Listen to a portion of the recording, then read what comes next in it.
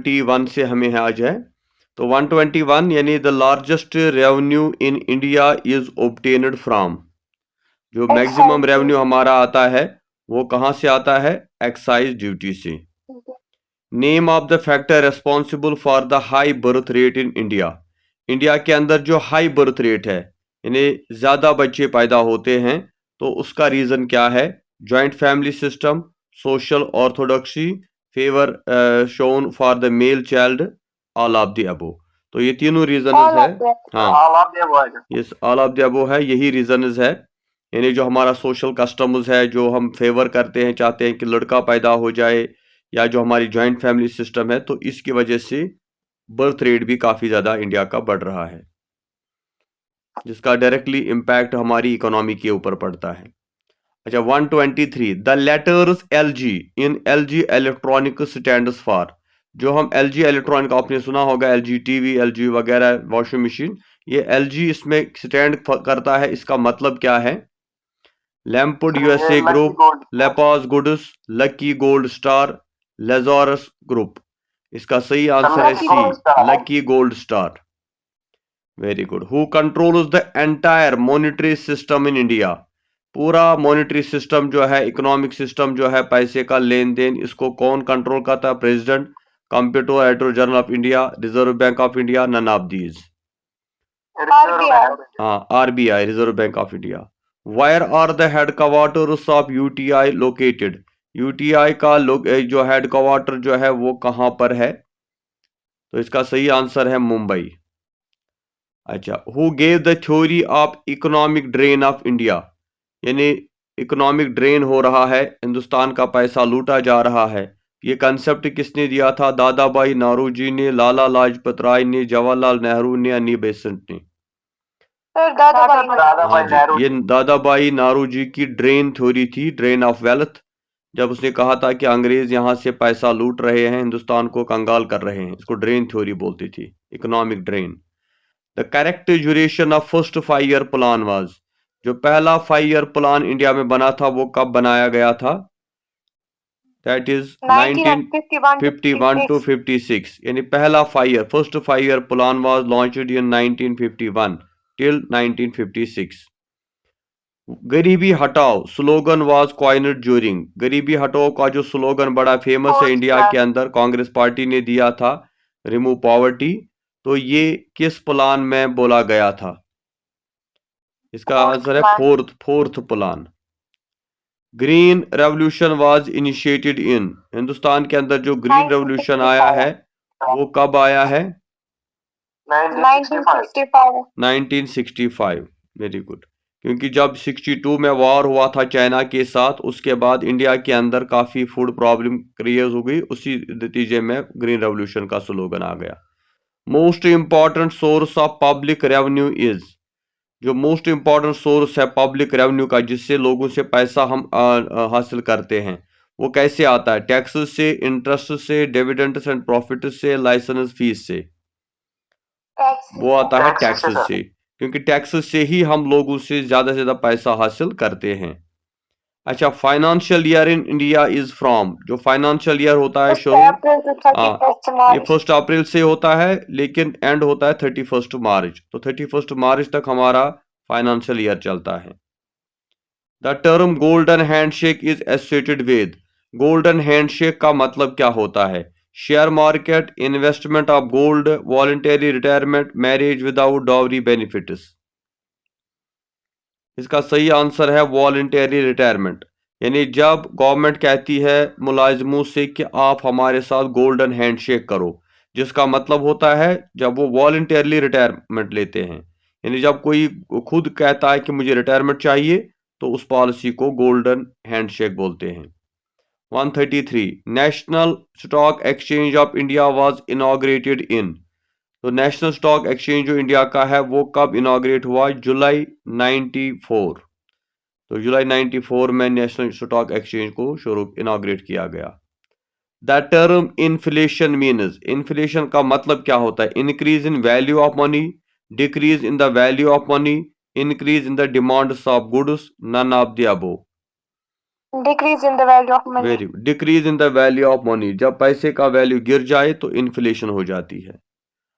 अर्थशास्त्र a book on Indian economics was written by, जो Arthashastra Indian, inflation बोलते हैं ना जहाँ पे हाई रेट्स हो जाएंगे। हाँ वो, इन्फ्लेशन तब होती है ना जब हाई प्राइसेस हो जाते हैं। लेकिन वो उसका रीजन क्या होता है, जब मनी का वैल्यू कम हो जाता है, डिक्रीज, क्योंकि जब इंटरनेशनल मार्केट में डॉलर का प्राइस जब होगा ना increase as compare to our currency, तो गुड्स का प्राइस भी इंक्रीज हो जाता है।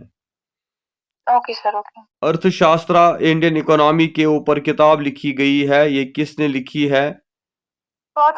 कोटलिया की किताब अर्थशास्त्र जो इंडियन इकोनॉमी के ऊपर उसने लिखी थी हिंदुस्तान के अंदर। Baglihar project belongs to the state of, Baglihar project किस स्टेट के अंदर है? बहुत बड़ा प्रोजेक्ट है, गुजरात में है, तमिलनाडु में है, जम्मू एंड कश्मीर में है या मणिपुर में है? तो ये है जम्मू कश्मीर के अंदर बाग्लियार प्रोजेक्ट, जो एक पावर प्रोजेक्ट है। SEBI is associated with, SEBI जो है ये किसके साथ एसोसिएट है? एग्रीकल्चर प्राइसिंग के साथ, कंट्रोल ऑफ पब्लिक सेक्टर के साथ, स्टॉक एक्सचेंज या फॉरेन ट्रेड? हाँ, ये डील करता है स्टॉक एक्सचेंज, जो हमारा शेयर मार्केट है, जो हम म्यूचुअल फंड्स वगैरह करते हैं, तो उसके साथ सेबी रिलेटेड है। Okay, the currency of European union is, जो यूरोपियन यूनियन है उनकी कॉमन करेंसी है, उसको बोलते हैं यूरो। जो आजकल थ्रेट बना हुआ है डॉलर के लिए कि जो यूरो है ये बहुत सारी कंट्रीज की एक कॉमन करेंसी है। Who is the person known as the father of modern Indian retail trade, modern Indian retail trade का फादर किसको कहा जाता है? इसका सही आंसर है किशोरी बियानी, बी किशोरी। अच्छा, the words bull and bear are used in the, bull and bear दो टर्म्स है, ये कहाँ पे यूज की जाती है? कैपिटल मार्केट में, स्टॉक एक्सचेंज में, करेंसी मार्केट में, इनकम टैक्स में? तो ये यूज की जाती है स्टॉक मार्केट में। स्टॉक मार्केट में हम ये वर्ड्स यूज करते हैं।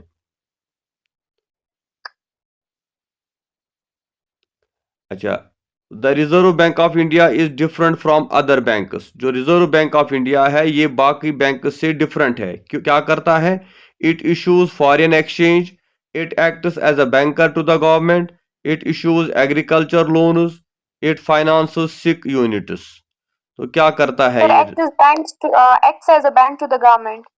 बैंकर टू द गवर्नमेंट, यानी ये गवर्नमेंट को जो है कर्जा देता है, इसलिए इसको बोलते हैं acts as a banker to the government. World economic forum meets annually at, जो वर्ल्ड इकोनॉमिक फोरम है WEF, ये हर साल मिलता है, इसकी मीटिंग होती है हर साल, कहाँ पर? न्यूयॉर्क में, जेनेवा में, पेरिस में या दावूस में? ये दावूस में मिलता है। The oldest large scale industry of India is, India की बहुत पुरानी जो है इंडस्ट्री मानी जाती है, वो कौन सी है? आयरन स्टील है या जूट है या कॉटन टेक्सटाइल है या पेपर है? वो है कॉटन टेक्सटाइल, यानी कपड़े जो है कॉटन जो बनता है, ये हिंदुस्तान की सबसे पुरानी इंडस्ट्री मानी जाती है। Okay, the value of all goods and services produced in an economy during a period of time and adjusted for inflation is called, जो वैल्यू होता है गुड्स एंड सर्विसेज का जो हम प्रोड्यूस करते हैं एक इकोनॉमी के अंदर, और उसमें इन्फ्लेशन भी एडजस्ट हो जाती है, ठीक है, उसको हम क्या बोलते हैं? रियल जीडीपी या नॉमिनल जीडीपी या रियल नेशनल इनकम या per capita income? Real GDP. हाँ, उसी को बोलते हैं रियल जीडीपी। जब आप जो वैल्यू गुड्स का है उसमें इन्फ्लेशन भी एडजस्ट करते हैं, तो उसको हम रियल जीडीपी बोलते हैं। Which of the following currency exchange rate mechanism has been adopted by India? India ने कौन सा करेंसी एक्सचेंज रेट मैकेनिज्म जो है अडॉप्ट किया है, उसको क्या बोलते हैं? तो इसमें है free float, managed float, floating with a band, fixed but adjustable. इसका सही आंसर है बी, मैनेज्ड फ्लोट। तो ये हमारा एक्सचेंज रेट मैकेनिज्म है। What is the primary objective of the government in opting for deliberate devaluation of currency?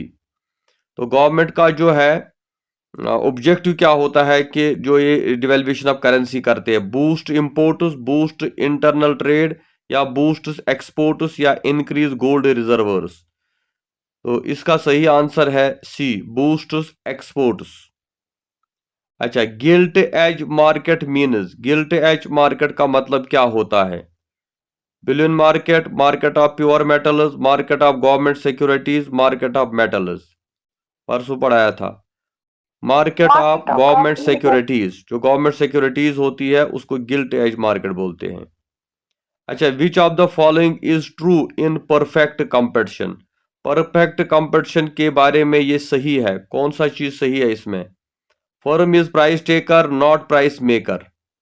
Firms demand curve is perfectly elastic. AR is equal to MR, all of the above. Sir all of the above, इसका all of the above. Very good. According to which economist, price of a commodity is determined by the forces of demand and supply? ये quotation किसने दी थी कि price of commodity जो होता है is determined by the force of demand? ये depend करता है डिमांड और सप्लाई कितनी है। जितनी डिमांड होगी उतना प्राइस बढ़ेगा, जितना सप्लाई होगा कम होगा उतना डिमांड बढ़ेगा। तो ये डेफिनेशन दी थी मार्शल ने। अच्छा, what is monetary policy? Monetary policy क्या होता है? A government policy to control the supply of money and interest rates by its central bank, the policy of adjusting government spending and tax rates, regulation related to international trade, policies for wage and price control. इसका सही answer है A, यानी the government policy to control the supply of money and interest rates by its central bank, कि जो government policy बनाती है कि वो कैसे कंट्रोल करेगी सप्लाई ऑफ मनी को और इंटरेस्ट रेट्स को, उसको हम मॉनेटरी पॉलिसी कहते हैं। अच्छा, फ्रॉम 2014 ए स्कीम कॉल्ड प्रधानमंत्री जन धन योजना, जो जन धन योजना स्कीम गवर्नमेंट ऑफ इंडिया ने शुरू की थी 2014 में, was available in which people in India are encouraged to, जो हिंदुस्तान के लोगों के लिए अवेलेबल है उसका मकसद क्या था? Elder people for pension programs, कि जो बुजुर्ग लोग हैं उनको पेंशन मिल जाए। To open bank accounts, bank account खोला जाए। डू एम्प्लॉयज इंश्योरेंस, एम्प्लॉयज को insurance, none of the above. इसका सही आंसर है बी, यानी इसका मकसद था टू ओपन बैंक अकाउंट्स, यानी ये जो जनधन योजना बनाई गई थी इसमें बोला गया था कि जितने भी हिंदुस्तान के लोग हैं वो अपना बैंक अकाउंट खोलें।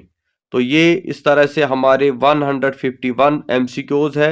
इससे पहले भी हमने वो शायद 30-35 शायद कुछ MCQs थे। ऑलमोस्ट ये 180 प्लस MCQs है अबाउट इकोनॉमिक्स, और इंशाल्लाह इनको आप प्रिपेयर करो। दूसरा, मैंने जो स्टडी मटेरियल भेजा है उसको भी आप तैयार करो, और जो भी ग्रुप्स में हम जो शेयर करते हैं MCQs या कुछ इकोनॉमिक के बारे में टर्म्स और भी करेंगे इंशाल्लाह, उनको भी आप तैयार करो। इंशाल्लाह हमारा आज का जो है इकोनॉमिक्स का पोर्शन इसके साथ कंक्लूड हो जाता है।